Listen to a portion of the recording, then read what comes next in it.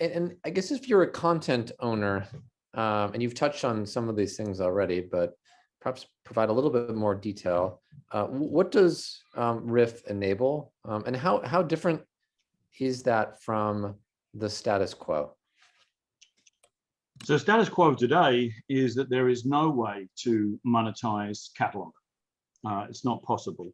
You could perhaps try and use traditional post-production to update catalog, but it will be too expensive and too slow. What we can do for a content owner is to take catalog, which today, because of streaming, is extremely popular. I mention that because traditionally, when you only have normal broadcast, whether your content is seen or not would be down to the controllers at the network deciding schedules. But today, they can make all of their content available.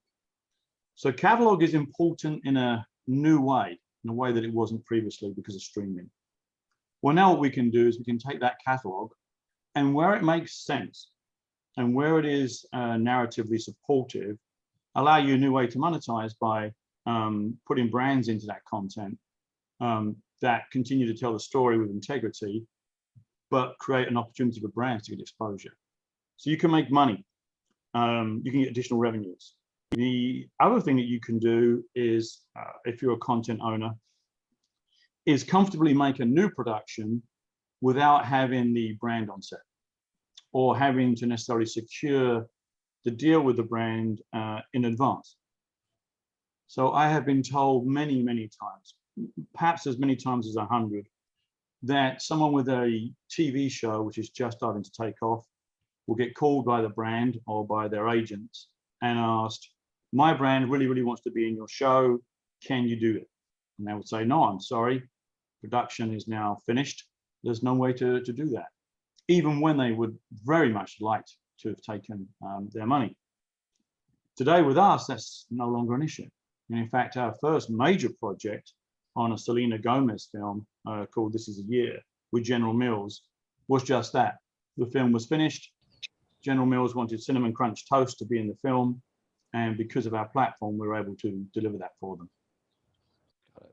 And can you talk a little bit about why, or maybe firstly, tell us a little bit about the work you did for Coca-Cola, since it is recent. And then secondly, talk a little bit about why Coca-Cola came to you. What were they looking for from you?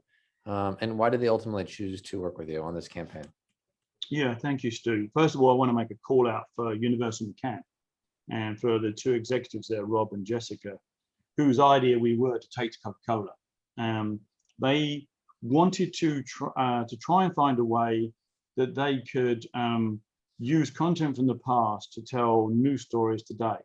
Now, in the case of the March Madness and the NCAA amateur or college basketball here, there was an opportunity to take the last time that UCLA was in the Final Four back in 2006 and take that content and then in a fun way add some messaging around Coca-Cola into that, which then linked you to today and what happened at the weekend. Sadly, UCLA didn't get through, so we're all sad about that. But the advert was a great success.